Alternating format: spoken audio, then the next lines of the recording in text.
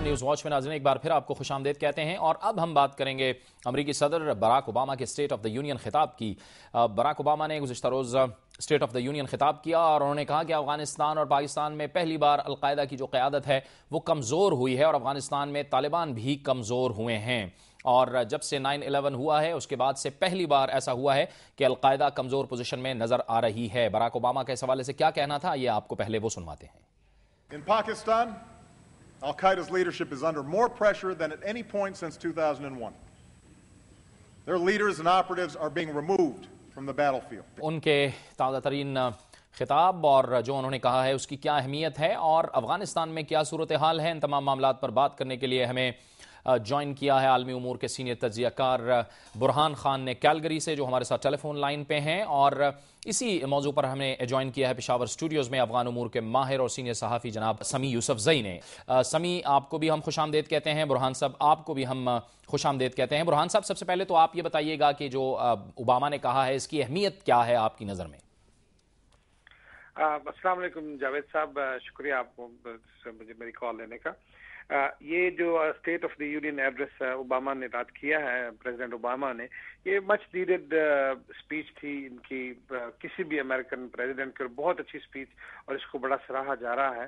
اور اس بارے میں انہوں نے وہ سب چیزیں ایڈریس کی ہیں اپنے state of the union address جو کہ امریکن پبلک جو ہے وہ سننا چاہتی ہے، اور خاص طور پہ 9/11 کے بعد کسی بھی امریکن پریزیڈنٹ کا یہ ایڈمٹ کرنا state of the union address میں کہ القاعدہ کی قبر ٹوٹ گئی ہے اور پاکستان کا جو قربانی ہے اس کو سراہنا، اس کو بڑا ویلکم کیا جا رہا ہے۔ مگر اس کے ساتھ ساتھ انہوں نے جو 2-3 اور باتیں کی ہیں جو کہ بہت امپورٹنٹ کی مانی جاتی ہیں یہاں پہ، کہ امریکہ کو اس وقت جو کہ ریسیشن کے اندر سخت پھنسا ہوا ہے، کہ ایک مچ نیڈڈ اسپیچ اور اپ لفٹنگ اسپیچ چاہیے تھی جو کہ انہوں نے رات کی۔ اس کے اندر خاص طور پہ اس بات کا خیال رکھا گیا کہ جو کانگریس مین جو کہ زخمی ہیں اور ہسپتال میں ہیں ٹسن میں، اور انہوں نے بڑی ایموشنل اور ہیلنگ اسپیچ دی، اور تمام جو ممبر آف کانگریس ہیں انہوں نے بلیک اینڈ وائٹ ربن پہنے، اور خاص طور پہ انہوں نے وہ بہترین آرکسٹریٹڈ اور ویل ریہرسڈ اسپیچ کی رات اس میں اسٹیٹ آف یونین میں، اور اس میں ہر وہ بات ایڈریس کی جس کا کہ امریکن پبلک جو ہے وہ سننا چاہتی ہے۔ جیسا کہ آپ کو معلوم ہے کہ براک اوباما کی پاپولیرٹی جو ہے وہ کافی سلائڈ ہو رہی تھی، کافی نیچے جا رہی تھی، مگر اس سے کچھ ان کو اپ لفٹ ملے گی۔ انہوں نے جو سب سے موسٹ امپورٹنٹ چیز کہی ہے کہ امیروں کے لیے جو ٹیکس کٹ کیا ہے جس میں سے امریکہ کو 81.5 بلین ڈالر۔ خان صاحب اس پہ ہم بات کرتے ہیں۔ سمی یوسفزئی ہمارے ساتھ پشاور سے موجود ہیں، ہم چاہیں گے کہ انہیں بھی اپنے ڈسکشن میں شامل کریں۔ سمی صاحب، اگر سب سے پہلے ہم القاعدہ کی بات کریں، طالبان کی تو ہم بعد میں بات کریں گے، اوباما کہتے ہیں کہ القاعدہ کمزور ہوئی ہے اور کمزور نظر آ رہی ہے، آپ اس سے ایگری کریں گے؟ میرے خیال میں جہاں تک القاعدہ کی بات ہے، اس میں کوئی شک نہیں ہے کہ گزشتہ 1-2 سالوں سے مسلسل ڈرون حملوں کی وجہ سے اس کے کچھ لیڈرز مارے گئے ہیں، لیکن اتنی بھی کمزور نہیں ہے۔ ابھی تک جو مین لیڈرشپ ہے اسامہ بن لادن اور ڈاکٹر ایمن ظواہری موجود ہے، اور ٹھیک ہے القاعدہ کی لیڈرشپ کچھ کمزور ہو رہی ہے، لیکن ابھی تک آپ دیکھ رہے ہیں کہ پوری دنیا میں پھیل رہی ہے، لوگ آ رہی ہے، ابھی ویسٹ میں، یورپ میں، جرمنی میں، فرانس میں، اور حتیٰ کہ امریکہ میں حملوں کی کوشش کر دی گئی ہے۔ یہ جو القاعدہ کا آئیڈیالوجی ہے وہ وسعت پا رہی ہے۔ یہ ٹھیک ہے کہ ان کا کچھ آرگنائزیشن وغیرہ تھوڑا سا انڈر پریشر ہے، لیکن میرے خیال میں پوری طرح سے یہ کہنا کہ ابھی ان کو شکست ہو گئی ہے تھوڑا سا وقت سے پہلے ہے۔ ابھی ان کا لیڈرشپ موجود ہے، دنیا سے ان کے جو رابطے ہیں، ان کے جو لوگ ہیں وہ پوری دنیا سے افغانستان یا پاکستان آ رہی ہے، یہاں سے واپس جا رہی ہے، تو میرے خیال میں ایک حد تک درست ہے۔ لیکن عمومی طور پر اگر دیکھا جائے تو ابھی تک جو مین لیڈرشپ ہے، جو القاعدہ کے اسامہ بن لادن اور ظواہری اور دوسرے لوگ، وہ ابھی تک موجود ہے، اور جب تک یہ لوگ ختم نہ کیا جائے اس وقت تک میرے خیال میں یہ کہنا کہ القاعدہ کو ڈسمنٹل کیا گیا یا ختم کیا گیا تھوڑے سے وقت سے پہلے ہوں گے۔ ٹھیک ہے۔ اچھا خان صاحب، اس میں جو آج ہماری دن بھر جو اہم ترین دانشور ہیں یا جو ماہرین ہیں ان سے جو بات ہوتی رہی اسٹیٹ آف دا یونین خطاب کے حوالے سے، ظاہر ہے براک اوباما نے جو قاہرہ میں ایک تقریر کی تھی اس کی بھی بڑی اہمیت تھی اور اسٹیٹ آف دا یونین خطاب کی بھی اہمیت ہوتی ہے. ہمیں اکثریت جو ماہرین ہیں یا جو ناقدین ہیں ان کا یہ کہنا تھا کہ اوباما نے فلسطین کا کوئی ذکر نہیں کیا، کشمیر کے معاملے کا کوئی ذکر نہیں کیا. تو کیا اس میں اسٹیٹ آف دا یونین میں جو زیادہ فوکس ہوتا ہے وہ کیا ڈومیسٹک ایشوز پہ ہوتا ہے؟ کیونکہ ظاہر ہے القاعدہ اور افغانستان کی بات تو اس میں ہوئی. اس میں اصل میں یہی ہے کہ جو امریکن پبلک جو سننا چاہتی تھی نا وہ انہوں نے ان کو بتایا ہے، مگر اس کے ساتھ ساتھ ایک اور جو غور طلب بات ہے، اور ابھی جو جنرل صاحب بتا رہے تھے کہ یہاں پر امریکہ میں جو سخت قسم کا ریسیشن آیا ہوا ہے.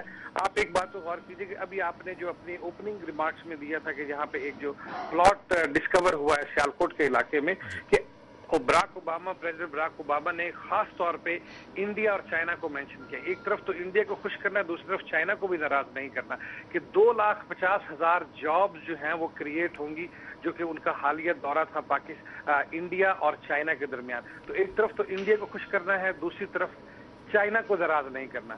تو کشمیر کی بات کر کے انڈیا کو ناراض نہیں کرنا اور فلسطین کی بات کر کے اسرائیل کو ناراض نہیں کرنا. تو یہ ایک بڑی مشکل صورتحال تھی جس میں سے وہ بڑے خوبصورتی سے نکل کر سامنے آئے ہیں، اور اس کو بڑا یعنی کہ ہمارے جو کہ تقریر کرنے والے لوگ ہیں کہ وہ بڑے ڈائنامک سپیکر ہیں، اور ان کے تمام ماترے وہ پکے تھے کہ انہوں نے اس وقت پر جہاں پر پہلے لوگوں کو ایکسائٹ کیا اور ایکسائٹ کرنے کے بعد وہ اپنی بات کی، کہ جیسے گے ایشوز کا مسئلہ ہے وہ انہوں نے اس وقت کیا کہ جب بالکل پبلک ہائپ اپ ہو گئی اور وہ اس وقت جو مرضی کہہ دیتے اور وہ پبلک مانتی، اور انہوں نے اس وقت وہ گے ایشو کا کہا کہ ٹھیک ہے. اچھا سمی یہ بتائیے کہ طالبان کی اب صورتحال کیا ہے؟ وہ تو کہتے ہیں کہ دعویٰ کرتے ہیں کہ طالبان کمزور ہوئے ہیں، اور پھر ظاہر ہے وڈرال کی بھی انہوں نے بات کی ہے، لیکن یقینی طور پر یہ جو وڈرال ہوگا یہ ایک قسم کا سمبولک ہوگا. بہرحال فورسز تو وہاں پہ رہیں گی. جی میرے خیال میں ظاہر بات ہے کہ وہ امریکہ کی افواج کی سربراہ بھی ہے، سپریم لیڈر بھی ہے، کمانڈر بھی ہے.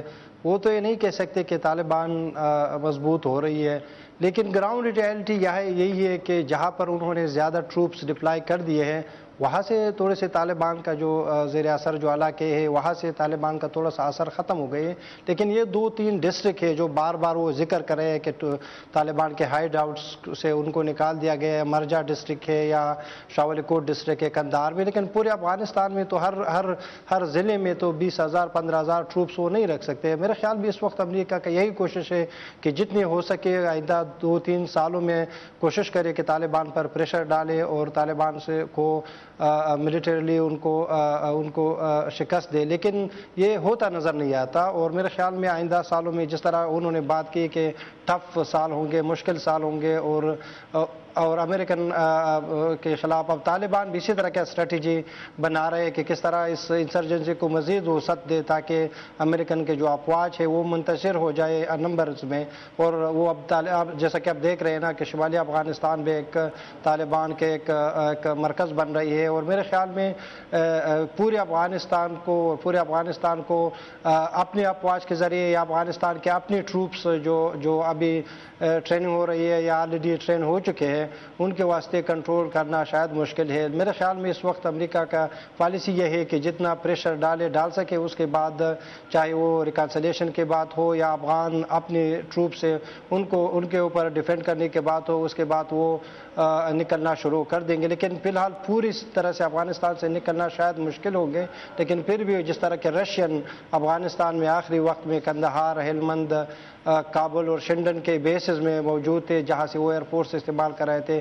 میرے خیال میں لگتا ہے اس طرح ہے کہ وہ کچھ یونٹس افغانستان میں رکھیں گے جہاں پر طالبان کے خلاف ایئر فورس کے استعمال کی ضرورت ہو وہ استعمال کریں گے. اس وقت افغانستان کے ایئر فورس بالکل نہیں ہے اور پوری طرح وہ نیٹو اور ISAF اور امریکن ایئر فورس پر بھروسہ کرتے ہیں. اچھا برہان صاحب، اس میں یہ بھی تو ضروری بات ہے کہ انہوں نے بارہا عراق سے فوج واپس بلانے کی بات کی، یعنی وہ یہ جسٹیفائی کر رہے تھے کہ ایک طرف سے تو ہم فوج بلا رہے ہیں لیکن افغانستان کے اندر جو صورتحال ہے اس میں ظاہر ہے ان کا ایک انٹرنل پریشر بھی تو ان پر ڈیولپ ہو رہا ہے اکانومی کے حوالے سے. جی ہاں، اب دیکھیے کہ بلینز آف ڈالر ماہانہ خرچ ہو رہے ہیں. عراق میں ویپن آف ماس ڈسٹرکشن کی بات کی اور اب وہ انکوائری آ رہی ہے اور تمام وہ چیزیں جو ہیں وہ جھوٹ ثابت ہو رہی ہیں اور ٹونی بلیئر جو ہیں وہ ورلڈ میں یہ بات اپنے آپ کو ڈیفینڈ کرنے کی کوشش کریں. اسی طرح یہاں پہ جو امریکن یا نارتھ امریکن پبلک کا پرسپیکٹو ہے وہ یہی ہے کہ یہ جو وہاں پر ٹروپ ڈپلوائے کیے گئے ہیں وہاں پر کچھ اچیو نہیں ہو رہا.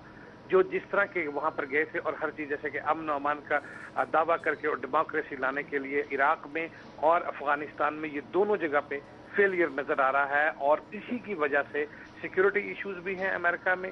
تمام جو بلینز اور ٹریلینز آف ڈالر جو ہیں وہ سیکیورٹی پہ خرچ ہو رہے ہیں. تو امریکن پبلک جو ہے وہ کنسرن ہے کہ اس کا فائدہ کیا ہوا ہے. تو اس کو بھی انہوں نے ایڈریس کیا مگر مائلڈلی ایڈریس کیا اور اس کا بلیم جو ہے 2-3 اور چیزوں کو دیا کہ پاکستان جو ہے وہ یہ نہیں چاہتا کہ 70,000 فوج جو ہے یا ISI جو ہے وہاں پر افغانستان کی فوج بنا دی جائے. ٹھیک ہے. بہت شکریہ برہان خان صاحب اور بہت شکریہ سمیع یوسفزئی. آپ نے ہمیں پشاور سے جوائن کیا اس اہم موضوع پہ. وقت ہوا چاہتا ہے ایک بریک کا اور بریک کے بعد ذکر ہم کریں گے کہ سپریم کورٹ آف پاکستان میں ریکوڈک کیس کی اہم ترین کیس ہے. اس کی سماعت ہو رہی ہے. ریکوڈک منصوبے کو پاکستانی مفاد میں بنانے کی اشد ضرورت ہے. اس کا ذکر ہوگا ایک بریک کے بعد.